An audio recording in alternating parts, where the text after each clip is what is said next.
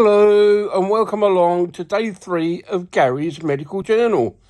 Well, as I told you yesterday, I'd returned from Brighton back to St Richard's in Chichester. Well, things progressed. I was allowed home, but with a bed sore.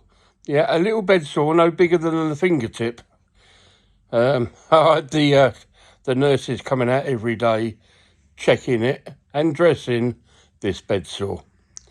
Well, 2 months later, I'm laying in bed one day and I thought, I don't feel too good. So I asked my lovely wife Tracy to check. Well, she checked my catheter, and the bag that it's collected in looked like a cup of coffee. Yep. The bed sore smelt, and to top it all off, my testicles had turned black. Yep, black. So she got on to the doctor's surgery, and one of the nurse practitioners came out, saw me, and looked at it and said, "Oh, you need some antibiotics. It's not looking very good." Well, she didn't prescribe me any antibiotics. She prescribed me another ambulance. I was going back to St Richard's. Where I went in a critical care ambulance with 2 lovely paramedics and a critical care doctor.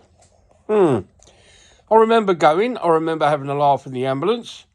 I remember going into A&E, speaking to a couple of lovely nurses and a few doctors. They tried to get me off my wheelchair and put me on the bed.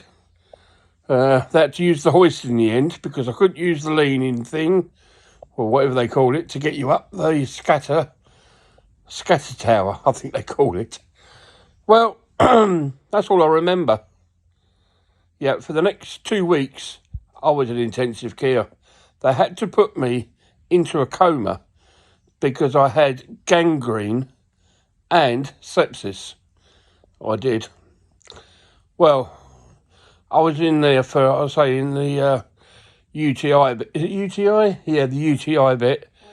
ITU even, for 2 weeks. And if you want to find out what happened to me for the next year, make sure you stay tuned, because it's been a long journey, a very long journey, with a lot of people along the way that I've made good friends with. Okay?